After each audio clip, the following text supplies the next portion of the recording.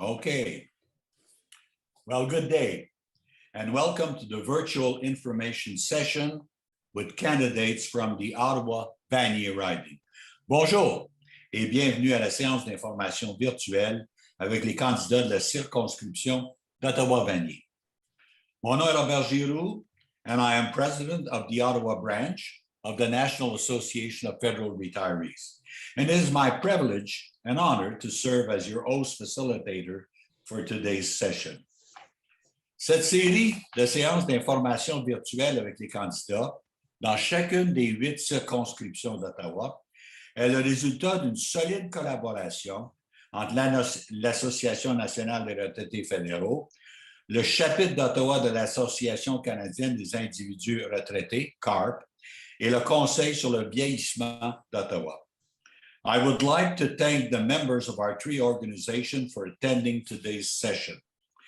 Before we go further, I would like to acknowledge that the land where our three organizations are located is traditional unceded territory of the Algonquin Anishinaabe people.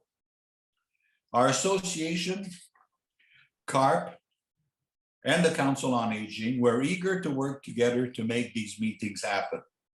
Our goal is to give the members of our three organizations, representing over 44,000 seniors in Ottawa, the opportunity to hear local candidates address key issues that have a significant impact on seniors.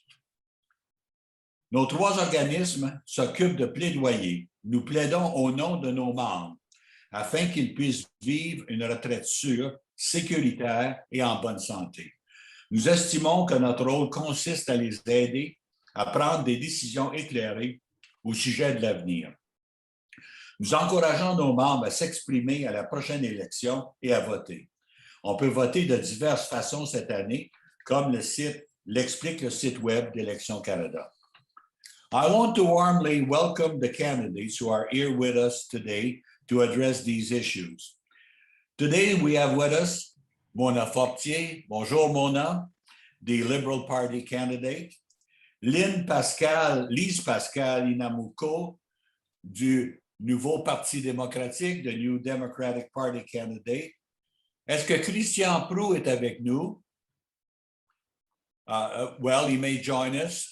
He's the Green Party candidate, and Jean-Jacques Desgranges, the People's Party candidate. We are delighted that these individuals were able to join us today. Given that the Conservative Party candidate center regrets, we have given all of the others a little extra time to speak. Each candidate will have 7 minutes to speak. Next, I would like to take a few moments to introduce our collaborators and give them the opportunity to speak briefly about their organization. I would like to introduce Rick Baker, who brings greetings as president of the Ottawa chapter of CARP. Rick? Thank you, Robert. Bonjour. Good afternoon to the candidates and members who have joined us. My name is Rick Baker, and I serve as the president of CARP Ottawa, which is one of some 25 chapters across Canada, serving over 350,000 members.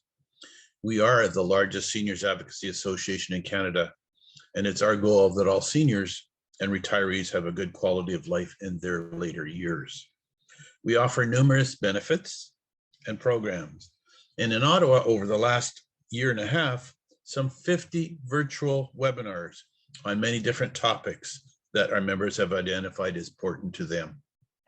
We hope to be back together in person within the next couple of months to celebrate the end of this pandemic and enjoy the collegiality at our workshops and exhibits we provide to all seniors. Our board of directors has been working diligently over the last few months on key advocacy projects such as long-term care and fall prevention.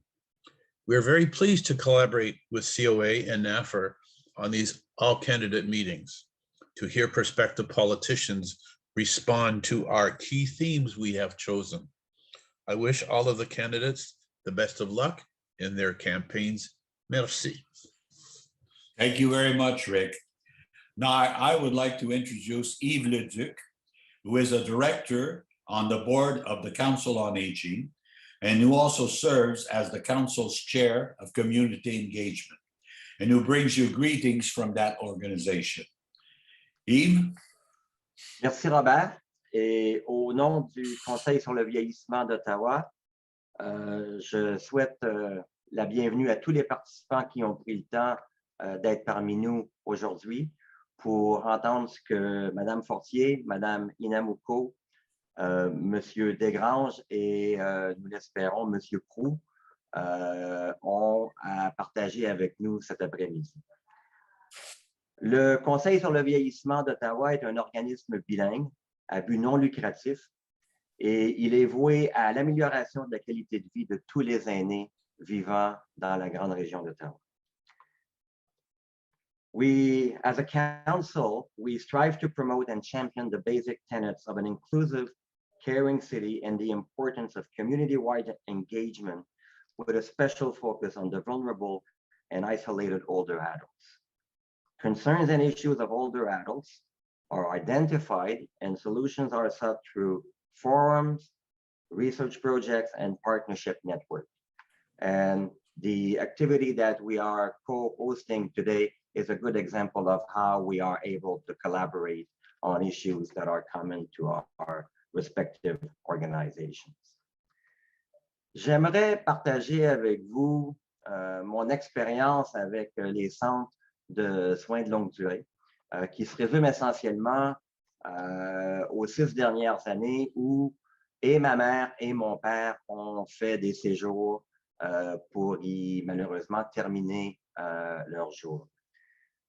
So I'd like to share my experience here with long-term care home, where both my parents over the past 6 years had transitioned from their house to a long-term care home. 6 years ago, I lost my mother. That was pre-pandemic. And at the beginning of the pandemic, back in April of 2020, unfortunately, my dad was taken by COVID.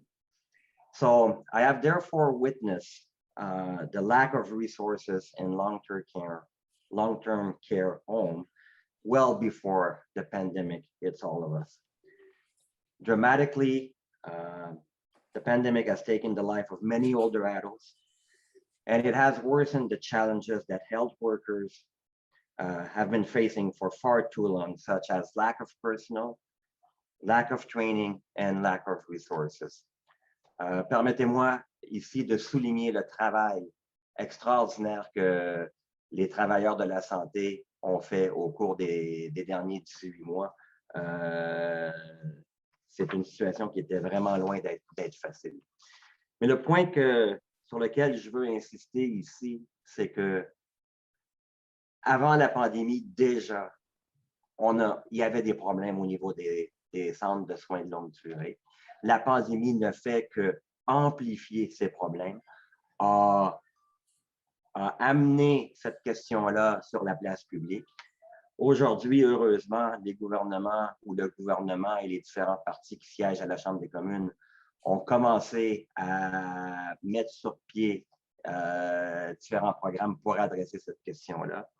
Et donc, je pense que l'heure, elle n'est plus à pointer du doigt qui est responsable pour les problèmes qu'on a vécus au cours des 15-20 dernières années. Ce qu'on a besoin aujourd'hui, c'est d'un leadership de la part de tous les députés qui siégeront à la Chambre des communes pour adresser ces questions-là. Donc, from a Council on Aging and on behalf of the other 3 organizations, the issue of long-term care is definitely one of the priority, but the list doesn't stop here. There are a wide number of issues that are also important to seniors and older adults, such as housing, transportation, income security, social inclusion, just to name a few. And to address all of those, I think the best way is to come up with a solid and coordinated national senior strategy. So on behalf of the Council on Aging of Ottawa, and I'd like to join my voice to my colleagues from NAFR and CARP and I'm looking forward to what the candidates have to offer in response to these challenges. Mais qui plus est, au-delà de nous faire part de la plateforme de vos partis respectifs, je suis aussi intéressé de savoir ce que vous entendez faire en tant que candidat si vous êtes élu à la Chambre des communes le 20 septembre prochain. Merci. À vous la parole, Monsieur Giraud. Merci. Lastly, I would like to say just a few words about my organization, the Ottawa branch of the National Association of Federal Retirees. We are delighted to be working together with the Canadian Association of Retired Persons, CARP, and the Council on Aging of Ottawa to organize these sessions. Notre association nationale a été établie il y a 58 ans. Et aujourd'hui, nous représentons plus de 170 000 membres actifs et retraités de la fonction publique fédérale, des Forces armées canadiennes, de la Gendarmerie royale, ainsi que des juges nommés par le gouvernement fédéral et à la retraite et leurs conjoints survivants. Here in Ottawa, we serve 33,800 members. In the riding of Ottawa-Vanier, we have 4,022 members. Together with CARP and the Council on Aging, we share a vision for the future where all Canadians experience a safe, secure, and healthy retirement.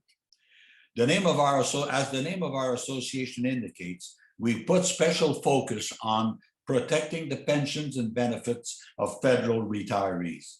We make sure that every government is aware. If they are looking for cutbacks or savings, our association will vigorously protect the pensions and benefits of that federal retirees have earned. Notre section se concentre également sur la formation et l'échange d'informations, surtout en ce qui concerne la littératie financière et le vieillissement en santé. Pour assurer la sécurité de nos membres et bénévoles, nous offrons des webinaires hebdomadaires sur Zoom. Nous couvrons divers sujets comme les placements, la rationalisation, le vieillissement chez soi, rester en forme à domicile et bien d'autres. Pour en savoir davantage sur nos activités, nous vous invitons à visiter notre site web à nafrottawa.com. We encourage you to visit our website, nafrottawa.com. Our association has 4 priority issues: retirement income security for all Canadians, a national senior strategy for all Canadians, universal public pharmacare, and much improved support, care, and benefits for veterans. For today's event, the candidates were asked to focus on a national senior strategy and the dire need for long-term care standards and reform and adequate funding for home care. The pandemic has exposed the terrible issues that residents face in long-term care, and its effects are not over yet. According to the Ontario government's website, over 41% of the COVID-19 cases that resulted in death between January 1, 2020 and September 2, 2021 were residents of long-term care homes. We lost over 4,000 seniors who were important members of their families and our communities. These are unprecedented times, and we need unprecedented response. C'est pourquoi aujourd'hui, nous écouterons attentivement ce qu'ont à dire nos candidats. Nous voulons savoir comment leur parti, s'il est élu, réagira à cette situation sans précédent. Now is the time for the candidates to speak. I would like to remind everyone that we ask candidates to focus their remarks on 3 issues specifically: the need for a coordinated national senior strategy with dedicated funding and accountability goals, the need for enforced principles and national standards for longer-term care developed in collaboration with provincial and territorial governments, and the need for adequate funding for home care to provide health incomes and reduce costs. We provided the candidates with the positions of our organization on these issues ahead of time. And now each candidate will have 7 minutes to tell us where they stand. We will be strict about enforcing these time limits. Erin Higgins from our branch will hold up the sign warnings, warning candidates that they only have 1 minute left. She will also interrupt if you do not see the sign. Because of the Zoom format we are using, we will not have an interactive question and answer period.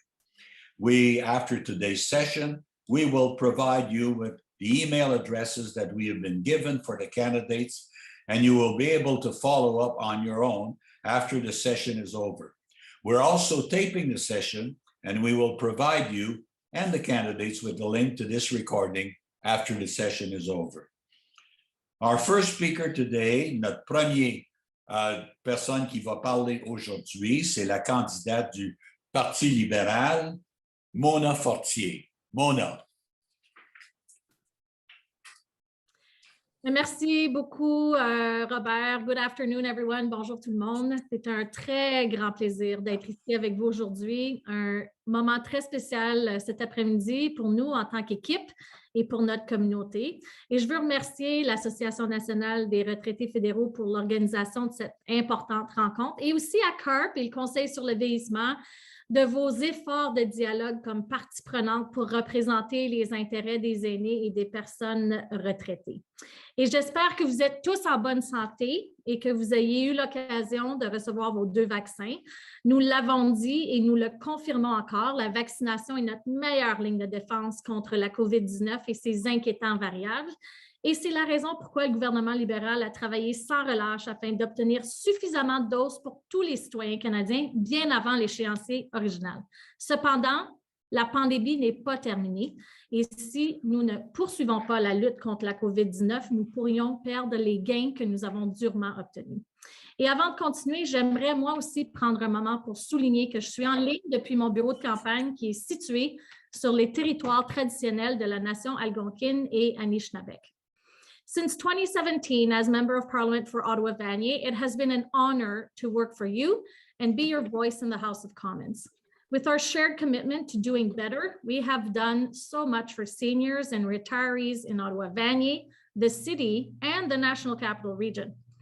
The Liberal government has taken some important steps for seniors, including reversed the Conservative policy and restored the age of eligibility for OAS and GIS to 65 from 67, preventing 100,000 seniors aged 65 and 66 from plunging into severe poverty each year, provided a one-time payment of $500 during the week of August 16, 2021 to old age security pensioners who will be 75 years of age as June 30th, 2022, increase the old age security pension by 10% for all seniors aged 75 plus, providing $766 over the first year to pensioners receiving the full benefit. Nous avons également collaboré avec les provinces et les territoires en vue de bonifier d'environ 50% le montant annuel maximal des prestations au titre de régime de pension du Canada, la RPC, et du régime des rentes du Québec, la RRQ, pour les futurs retraités, ce qui diminue considérablement le risque que ces derniers ne puissent pas économiser suffisamment pour leur retraite. But we know there is still more to do to support retirees. While the Liberal platform has many new and improved initiatives to help seniors and retirees, I will limit my remarks to the 3 areas that were identified by the national associations. Let me start by saying, we know that seniors want to live independently in the homes they built, in the communities they support, as long as possible.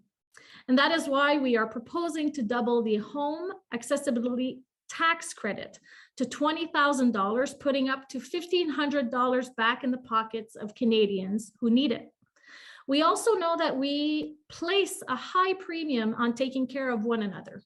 Over the last 18 months, the demands on Canadians, particularly women who care for family members, be they aging parents or a sick relative, have been incredibly high. And we believe a government should support the Canadians who take care of our families and communities. That is why we are proposing to expand the Canada Caregiver Credit into a refundable tax-free benefit. This will help 200,000 more Canadians qualify and increase support for 448,000 people and make the Canada Caregiver Credit refundable, allowing caregivers to receive up to $1,250 per year. However, we must also recognize that this won't be possible for everyone, and we must work to ensure that seniors are safe wherever they live, including in long-term care homes. And I want to take this time to offer my condolences to Monsieur Leduc after the story you shared. While the management of long-term care facilities is under provincial and territorial jurisdiction, we share the goal of ensuring safer, better care for seniors. That is why we would implement strict infection prevention and control measures, including through more provincial and territorial facility inspections for long-term care homes. Et avec nos partenaires provinciaux et territoriaux, nous élaborons en collaboration avec les provinces une loi sur les soins de longue durée sécuritaires pour veiller à ce que les aînés obtiennent les soins qu'ils méritent également. De meilleurs soins exigent de meilleures conditions pour les employés de première ligne. Voilà pourquoi un gouvernement libéral réélu continuera de travailler avec les provinces et les territoires pour augmenter à au moins 25 $ de l'heure le salaire des préposés aux soins personnalisés. This would be in addition to the national standards for long-term care we have already committed to. Pour aider les aînés à s'y retrouver dans les services gouvernementaux et à accéder à l'ensemble des prestations auxquelles ils ont droit, un gouvernement libéral réélu s'engage à mettre à leur disposition une ligne d'assistance sans frais qui servira de point d'accès unique à un vaste éventail de services et de prestations du gouvernement. Now, I'm sure we could continue this conversation, and I want again to thank the associations for their continued collaborations and dialogue that we've been having over the years, and that the fact that we hopefully will continue to work together. So thank you again for having me today, and I look forward to meeting you in person soon. J'espère que le 20 septembre prochain, je pourrai avoir votre soutien avec votre vote et que nous pourrons continuer à travailler ensemble. Merci beaucoup. Merci beaucoup, Mona. Our second speaker is the party candidate for the New Democratic Party, Lise Pascal Inamuko. Lise? Est-ce que vous m'entendez? OK. Oui. En passant, c'est Lise Pascal Inamucho. Je sais qu'il y a de monde qui ont bien de mal à prononcer mon dernier nom.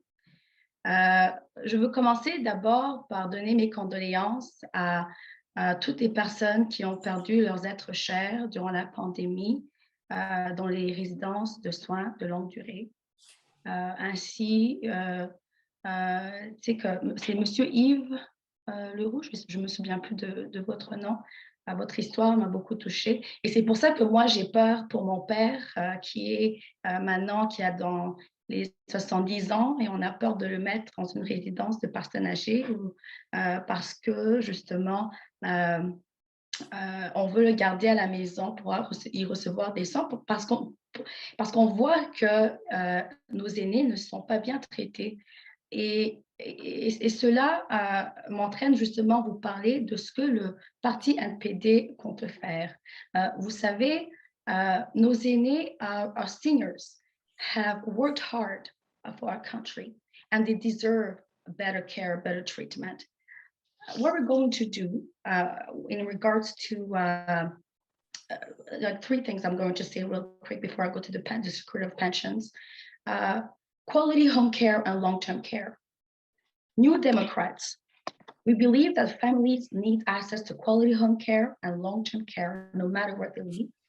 And to that end, we will end private for-profit long-term care, starting with Rivera, and bring long-term care homes under the public umbrella so that no one is profiting off seniors. Nous allons aussi faire ceci. En pensant à ce que j'ai entendu, en cognant aux portes, j'ai rencontré des personnes âgées qui m'ont parlé de leur mal, tout comme moi, de payer pour leurs médicaments. Moi, je dois prendre des médicaments à vie, j'ai un problème de santé mentale. Et donc, des fois, je dois faire le choix entre payer pour mon loyer ou payer pour mon médicament. Et on ne devrait pas être amené à faire ce choix-là. Ce qu'on dit, nous, les néo-démocrates, nous luttons pour la mise en place d'un régime d'assurance médicaments public et universel pour s'assurer que tous les Canadiens et Canadiennes, dont nos aînés, puissent avoir accès à leurs médicaments d'ordonnance avec leur carte d'assurance maladie et non pas leur carte de crédit.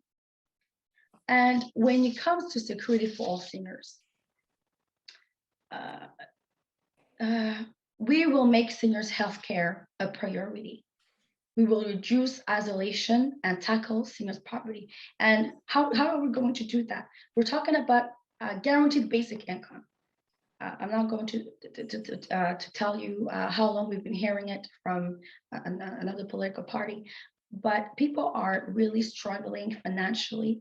COVID-19 has not only taken a toll on our mental health, it has taken a toll on our finances as well.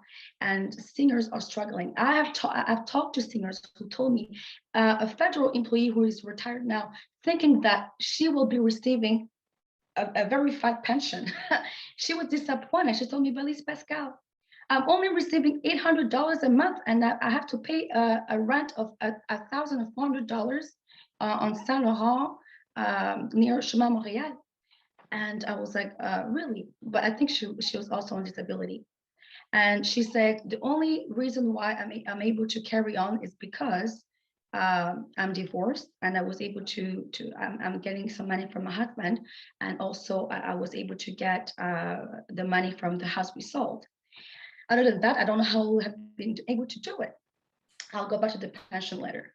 So this will include a funded national dementia strategy and an elder abuse prevention plan developed with seniors to put an end to abuse and neglect in our communities. Pourquoi?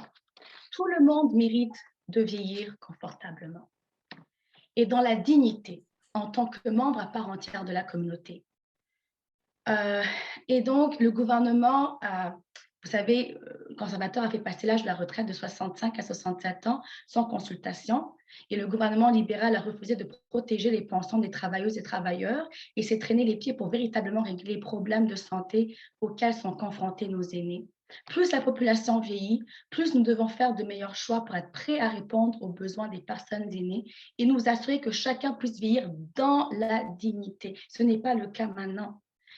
Pour obtenir ces résultats partout au pays, nous mettrons en place une stratégie pan-canadienne pour les aînés qui, en collaboration avec les provinces, les territoires et les gouvernements autochtones, fera de la santé une priorité, réduira l'isolement et luttera contre la pauvreté. Je vous ai parlé de revenu minimum garanti. Je vous ai aussi parlé de l'assurance médicaments. Ce projet comprend une stratégie pan-canadienne sur la démence adéquatement financée et la prévention des mauvais traitements à l'égard des aînés élaborée avec ces derniers afin d'y mettre fin, ainsi qu'à la négligence dans nos collectivités. Vous méritez une retraite sécuritaire et digne. Aucun ou aucune aînée ne devrait rater les prestations auxquelles il a droit en raison d'une omission administrative, mais c'est exactement ce qui arrive aujourd'hui à des dizaines de milliers d'entre vous. Nous mettrons en place un délai d'1 an pour vous aider. À vous qui risquez de voir vos prestations du SRG suspendues parce que vous êtes incapable de produire vos déclarations de revenus dans les délais prescrits. J'ai encore du temps? De nombreux aînés sont eux-mêmes les soignants d'un proche ou comptent sur les soins de membres de leur famille.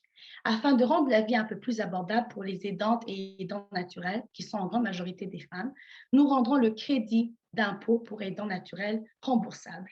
Cela remettra des milliers de dollars aux plus démunis d'entre eux qui ont souvent complètement abandonné leur travail pour s'occuper de leurs proches. Et chaque personne âgée devrait avoir un chez-soi sécuritaire et abordable. Nous avons un plan pour le logement abordable. Notre engagement à créer 1,5 million de logements sociaux et abordables au cours de la prochaine décennie comprend la construction de logements adaptés qui offrent plus de choses. Mais moi, j'ai parlé au conseiller municipal Mathieu Fleury, il m'a demandé de me rencontrer. Je lui ai dit, mais ça se tombe bien, j'avais des questions pour toi la semaine passée. J'ai dit, je veux savoir exactement combien de personnes ont besoin de accès au logement abordable. Il m'a dit, c'est un nombre de 12 000, dont 2 000 sont dans des maisons de refuge. Et la grande majorité de ce monde-là se trouve à Ottawa-Vanier. Qu'est-ce qu'il faut? Excuse-moi, 15 millions. Lise Pascal, excuse-moi, il te reste 1 minute. OK, il nous faudrait 15 millions de dollars, juste 15 millions, pour pouvoir bâtir 500 unités par an, afin de répondre et de pouvoir répondre à la crise de logement abordable dont les aînés aussi sont confrontés.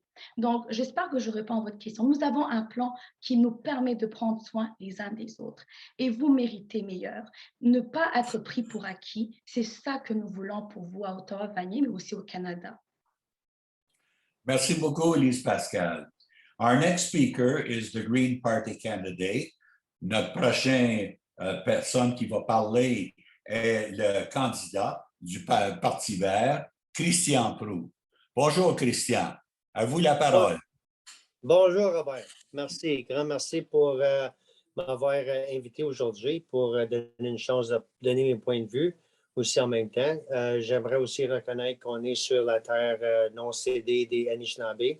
Et puis, c'est très important qu'on continue à reconnaître cela.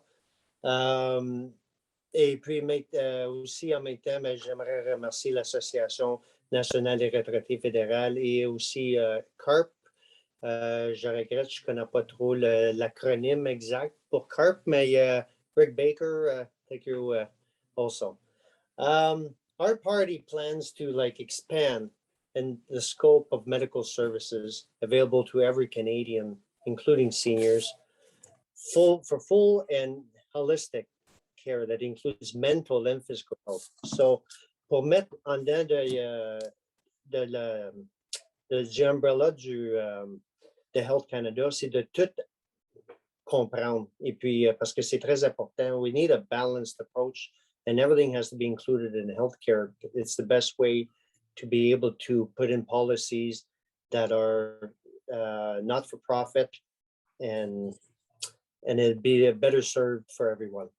So our plan is to invest in housing by restoring the quality, energy efficiency for housing for seniors, by providing financing to nonprofit housing corporations or organizations also, and social housing to build and restore quality and affordable housing. So that's one part of it. Another part is the guaranteed livable income. That would ensure that would cover the basic expenses like accommodation and food. And you would have that from basically cradle to grave, covered regardless. So there'd be something you would expect, you would know how much the amount is, and it wouldn't be unchanging. It would be adjusted to inflation, but it give you a sense of security.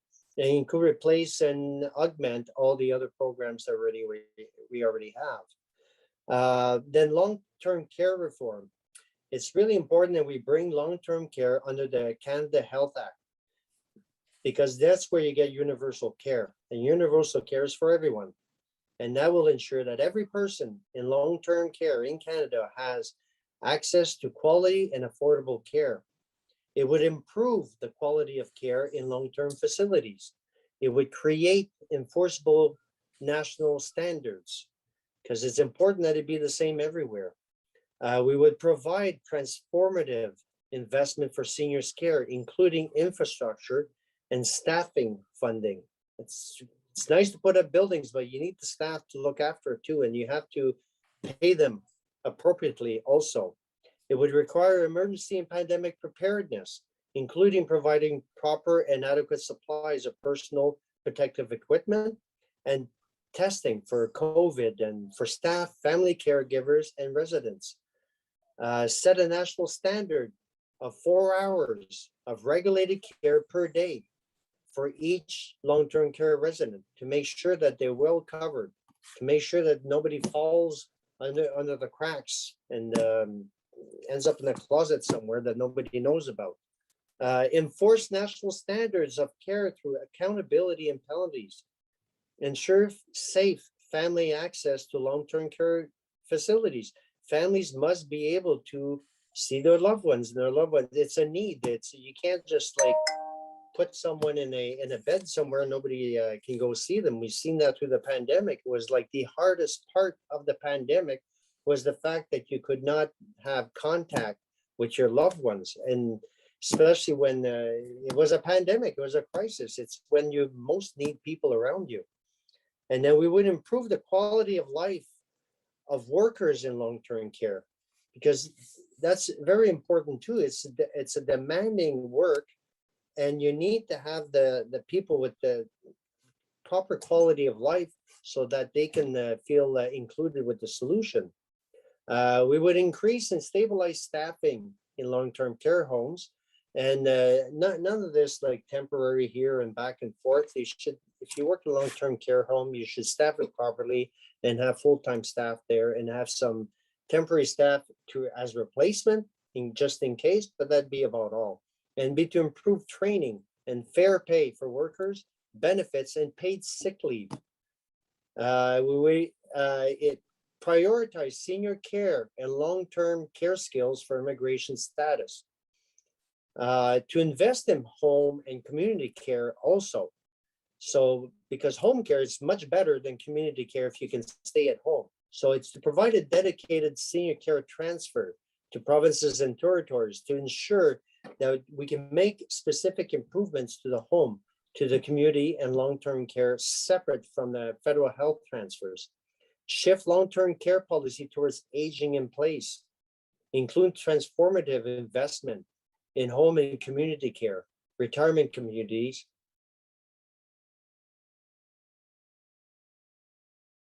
would increase the portion of long-term care investment in community and home-based care from 13 to 35% in order to match the OECD average.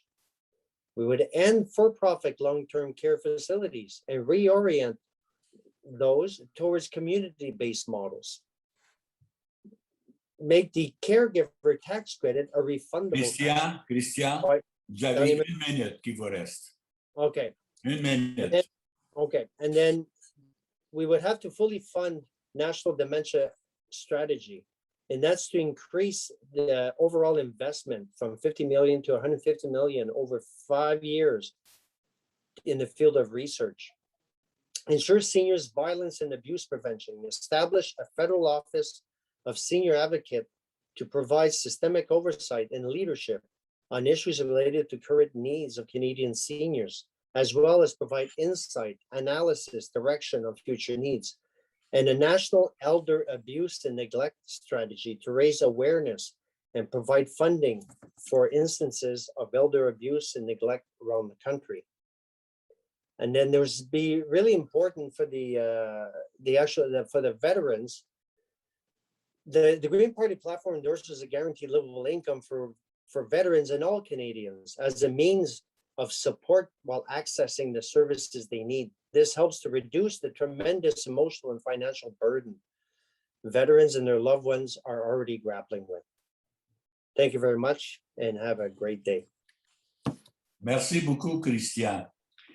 Our next speaker and our last speaker is the People's Choice Party candidate, Jean-Jacques Desgranges. Jean-Jacques, à vous. Est-ce que Jean-Jacques est là? Oui, oui. Avant de commencer, je vais juste corriger, c'est the People's Party of Canada, and not People's Party. Oh, I'm sorry. People's Party of Canada. Mes excuses. Il n'y a pas de souci. C'est pour ça qu'on s'écoute. C'est pour ça qu'on a de Louis. D'accord. Alors, je commence.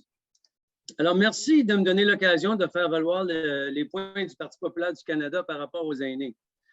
Please note that I'm quickly heading to retirement myself and will soon join your ranks, I think, and very likely buy a membership in your organizations because I recognize the value of your organizations.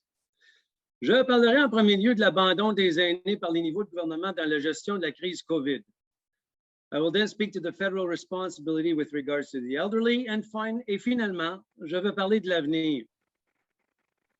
About this COVID crisis, the National Association of Federal Retirees website correctly notes that we also learned that the shocking truth that more than 80% of Canada's total COVID-19 deaths have occurred in long-term care. My condolence to all of those who have lost dear ones. I also share my story of losing family to COVID, noting also, like many, they had comorbidities. Indeed, all levels of government have abdicated their responsibility to protect the vulnerable, including seniors during the pandemic. Fortified by the Liberals' COVID policies, provinces moved their elderly, sick patients from hospital to long-term care centers, thus ensuring the transmission of the virus to the most vulnerable in our society. That is, those who have contributed to the good and great way of life we knew before governments, including the Liberals, instilled fear in our population. This government now wants to force every Canadian in being injected with an experimental drug. To be clear, I am not anti-vax.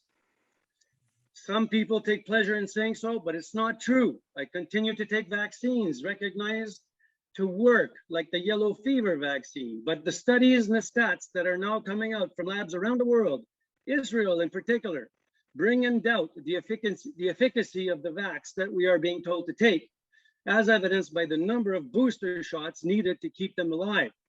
Realistically, whether we like it or not, future generations will have to live with the virus and its variants. The People's Party of Canada believes that we should be strong and free to make choices as to whether we take the vaccine or not.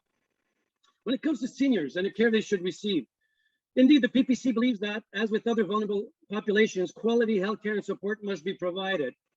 However, the PPC also realizes that this is a provincial responsibility, such that its role should remain that of a supporting role in bringing provinces together in coming up with a national strategy.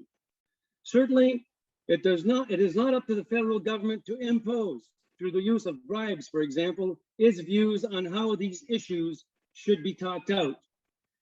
En effet, il n'appartient pas au fédéral de dicter ce qu'il croit être la meilleure stratégie pour les aînés, bien qu'il puisse agir en tant que facilitateur auprès des provinces et territoires. Les politiques du PPC sont axées en fonction d'une philosophie qui veut rendre la vie abordable tant aux aînés que chez les plus jeunes et les moins nantis. En d'autres mots, plutôt que de donner de l'argent, de plus en plus d'argent dans des programmes qui ne font en principe que nourrir les poussées inflationnistes et donc la montée des prix, y compris le logement, le PPC cherche à permettre à tous les Canadiens de vivre convenablement avec le moins d'intervention possible de la part de l'État fédéral. Ce qui m'amène à l'avenir.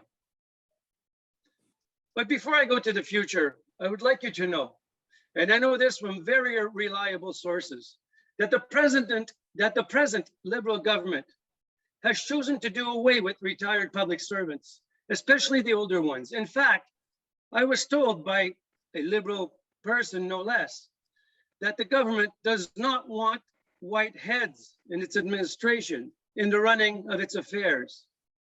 I actually observe this every day. One needs only to look at the composition of the cabinet. This is preposterous in my view.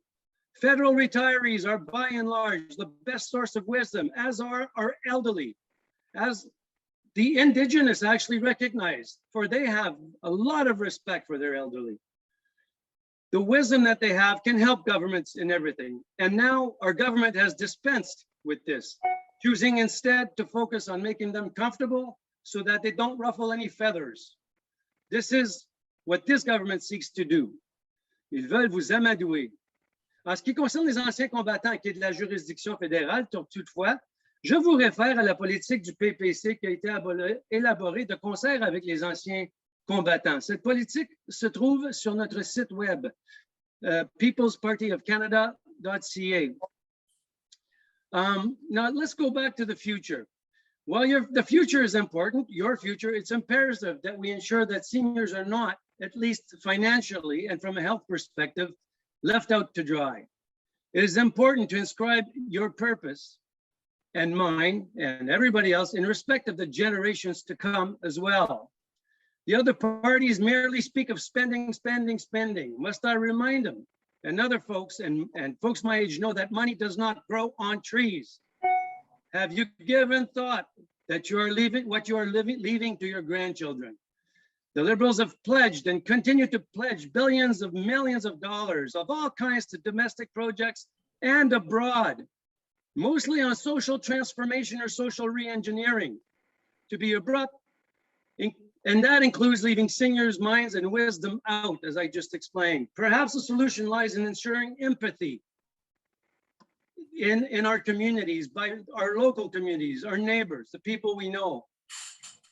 I will not go into the details, but suffice it to say, Jean-Jacques, tu as une minute qui te reste. d'accord, but merci. But suffice it to say that many of you have fought hard for and to preserve our free thinking, our free speech democracy, the country that we hold dear today.